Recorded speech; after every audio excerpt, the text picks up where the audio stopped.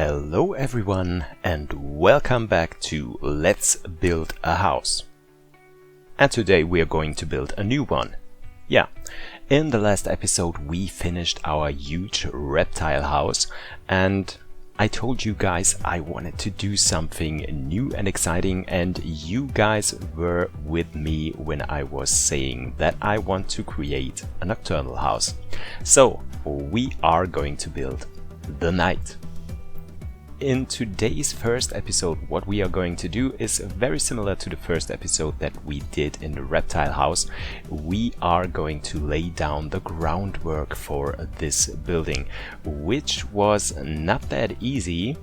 I had to start all over for 4 or 5 times, I think. Yeah, because I always had a different approach by starting with the new one.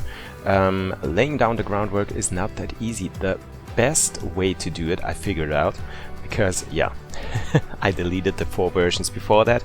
The best thing is if you just build the frames for the indoor habitats that you want to have in the correct size.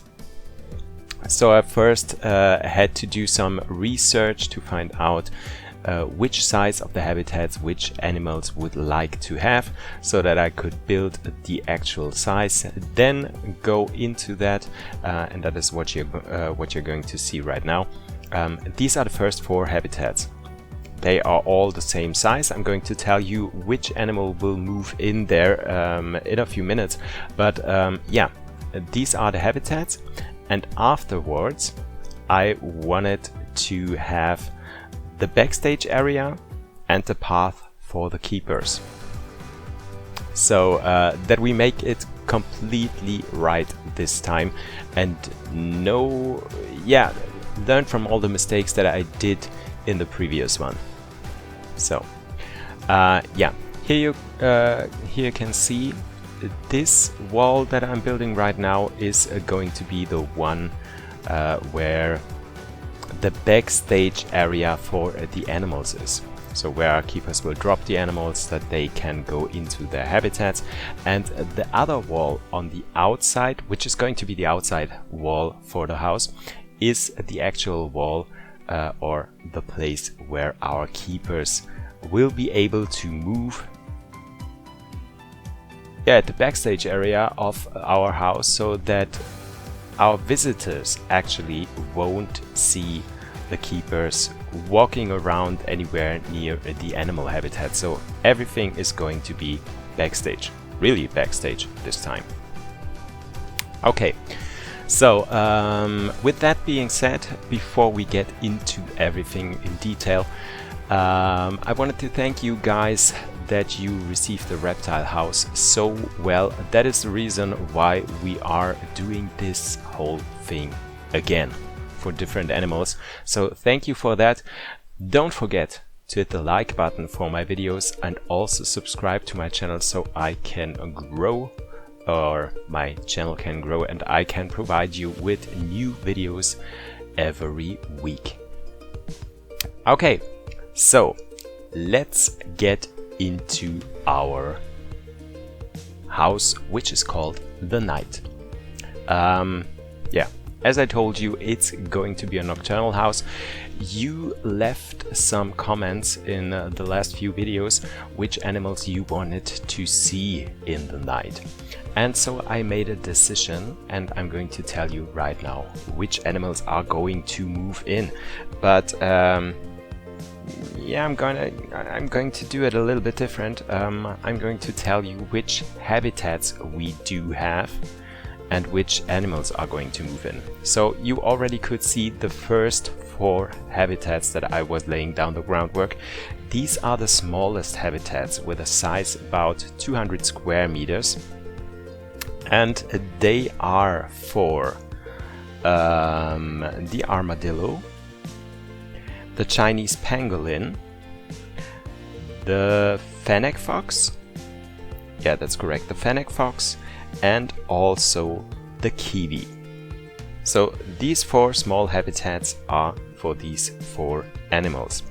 Then there's going to be 2 weird shaped habitats let me count. It's like it's like some kind of an octagon shaped. So these habitats are slightly bigger. They are about 300 square meters big. And for these two habitats, one on the left side and one on the right side, there's going to be the Tasmanian devil in one of them, and the other one is going to be the wombat. So these two animals will also move in. Then we will have two habitats that are slightly bigger than our four small ones, with about 250 square meters. These two are for the quokka and also for the skunk. Skunk? Yeah, the animal that smells bad. Okay, then we also do have two animals that I forgot totally about it.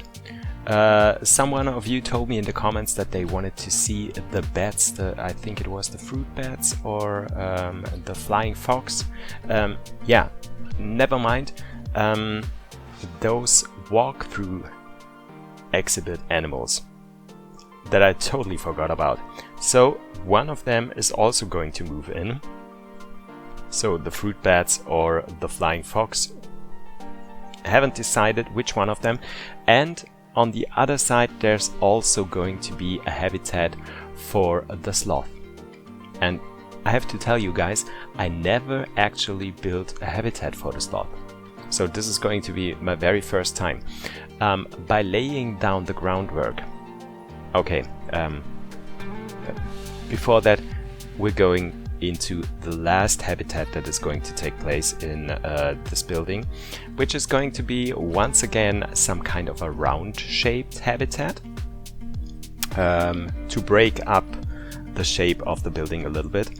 So we're going to have a huge round shaped habitat in the center of the building. That is going to be the one for the aardvark. So that's all the animals that are going to move into the night, and I hope you guys are happy with it. I decided I didn't want to have the beavers and the platypus in there because I thought it would be quite difficult to have some water elements in there. For the beaver we would have needed an outdoor habitat as well, because in most of the zoos you can see an outdoor habitat for the beavers, and the indoor habitat is just something like a little burrow where they are inside and sleeping the whole day. So I was not into that, as we did have many water features in the last house for the reptiles. I thought we're not going to do that in this series. So I also, wait a minute.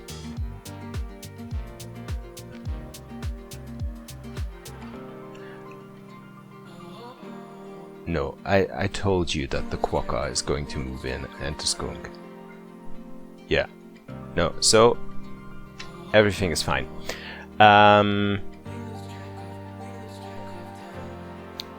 Yeah. Now I totally lost it. I don't know where I was. Okay. I really forgot what I told you just 1 second ago.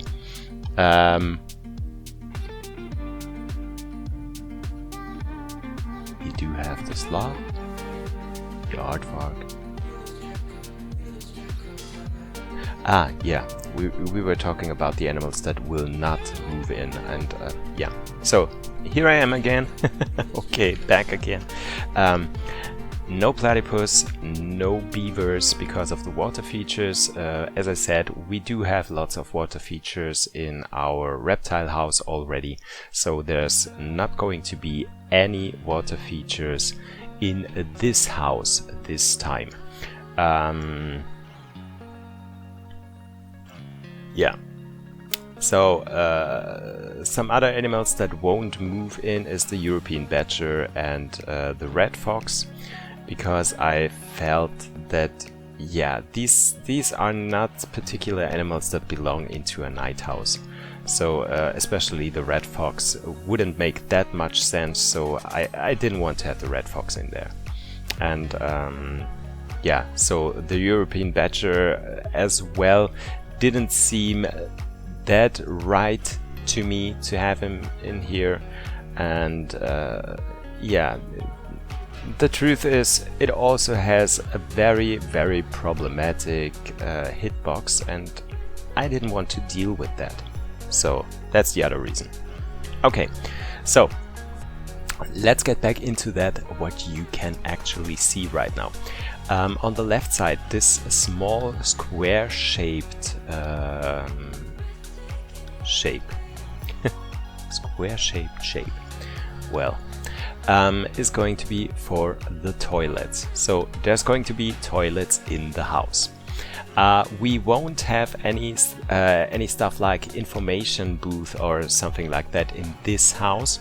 I decided we don't need that in this case, so that is something that is not going to happen. But what we will have, and you're going to see that in a minute once I finished the round shape for the habitat of the aardvark, what we're going to have is something like a backstage kitchen where you can actually see in as a visitor. So there's going to be a backstage area for the feeding kitchen where our keepers are preparing the food.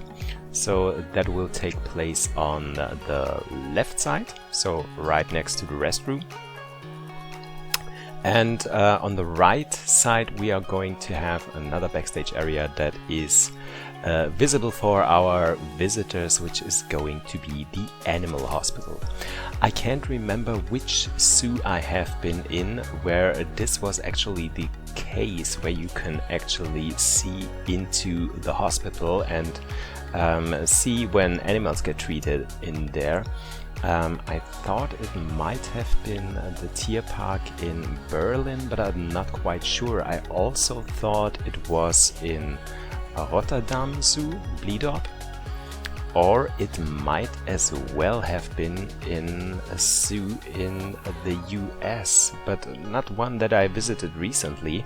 I think it might have been Atlanta or maybe San Diego. I'm not sure, but as I told you, I have seen that somewhere, and I thought this would be a great idea to have something like this in there, and this would also be a challenge for me to find some ideas of what to do with that. Well, something that I wanted to come back to is the thing with the walkthrough exhibits for the flying fox and for the sloth. You can see the shapes that I built where I want to move those exhibits in. But I think we might get a little problem when we do so, because I thought about that, what are we going to do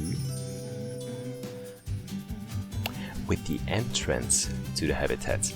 So they are definitely not going to be walk-through habitats. That was the plan from the beginning. I didn't want to have a walk-through habitat in the house. I just wanted to have a habitat like for all the other animals, just with beds and with the sloth in there, which should not be a problem to create. But yeah, the thing, the way that I placed the frame for that might be a little bit problematic. So I don't know what you guys think, but maybe I should change the positions so that we are going to have the flying fox and the sloth on the complete left and the complete right side, and we are going to have the other animals, which were I just have to have a look. I made a sketch this time before I started to build the whole thing. So we're going to have the quokka and the skunk, the smelling animal, a little bit closer to the center, so right next to the aardvark habitat. I think this would make sense and would make it easier for me to actually get our keepers to go into the habitats. But yeah, here's the question. And I really need your help, guys, for this, because I really don't know the answer. Do the keepers have to be able to go into the walkthrough exhibit so that they can take care of the animals? I mean, yeah, but I think it is necessary. The small exhibits, yeah, of course, you can connect the path to the exhibits from either side and everything will be fine and your keepers can take care of the animals. That's not a problem at all, but I think for those walkthrough exhibits, the keepers have to be able to actually go into the path of the walkthrough exhibit.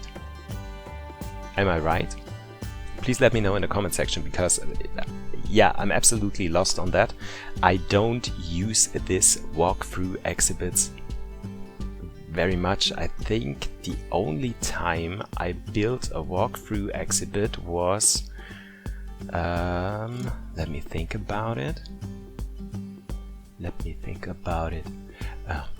When was that? That was in Litchfield Zoo. Yeah, in Litchfield Zoo for the Oceania house, where I had the flying fox, I think.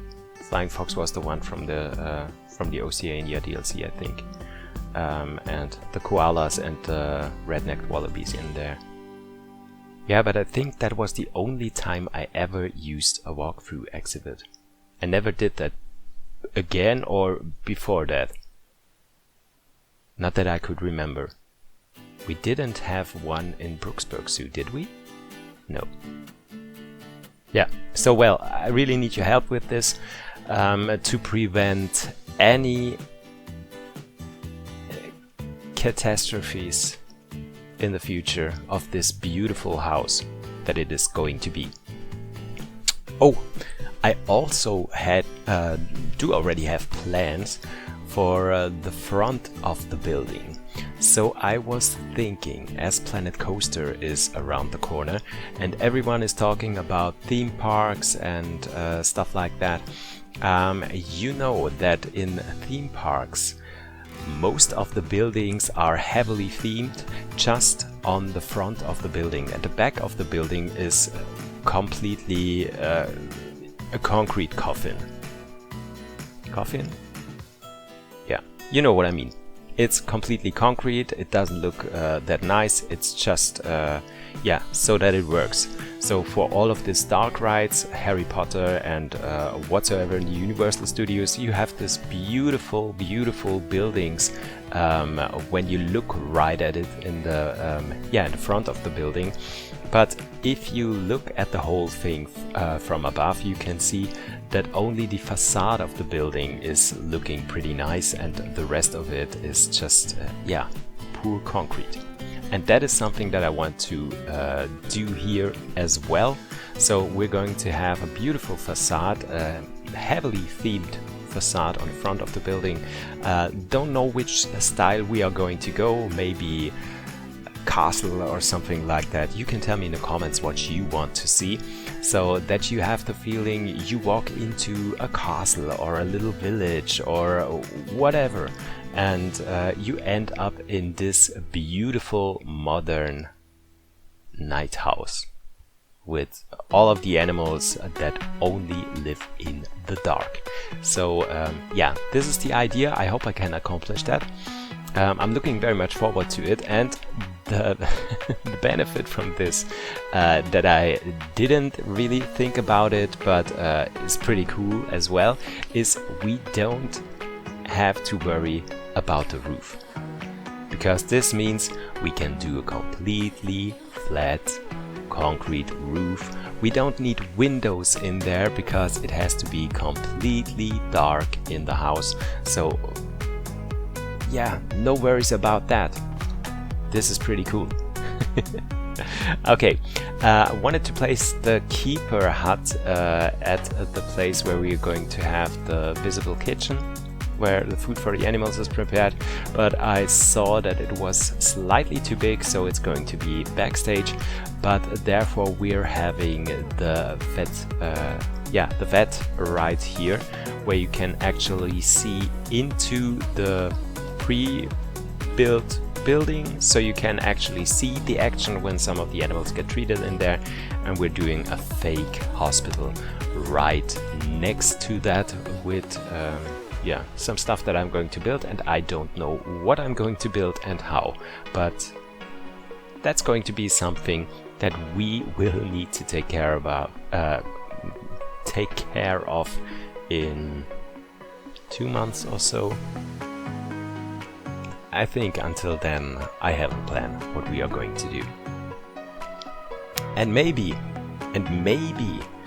we will have a new DLC until then, and maybe maybe we're going to have another nocturnal animal that will move in our night house. So we will change things up a little bit, because when we get a new animal that lives in the dark, it definitely has to move in here into the night house. Okay, so I already did place the entrance gates for the habitats right before we start to create them, because I thought I didn't want to have any problems to connect the path with the entrance gates or have any difficulties doing that. So I decided we are doing that right now. So right from the beginning we have everything that we need to get this building started. So I'm very happy about that, because it was a little bit problematic in the reptile house. I had some little problems, especially with the habitats in the center of the building for the crocodiles, and also for the huge habitats on the left and the right side for the alligators and the gharial. So I didn't want to get gray hair. To get gray hair I actually have to have hair, but that's not the case. Okay, lost it once again. Guys, we're already right at the end of the video, or close to the end of the video. I was laying down the floors, and in the next episode we are going to start building those habitats, and we're going to start with the first animal. You can let me know in the comment section which animal you want to see first. But until then, leave a like, subscribe to my channel, leave a comment, and tune in next Monday when we are going to build the first habitat for the night. Bye guys!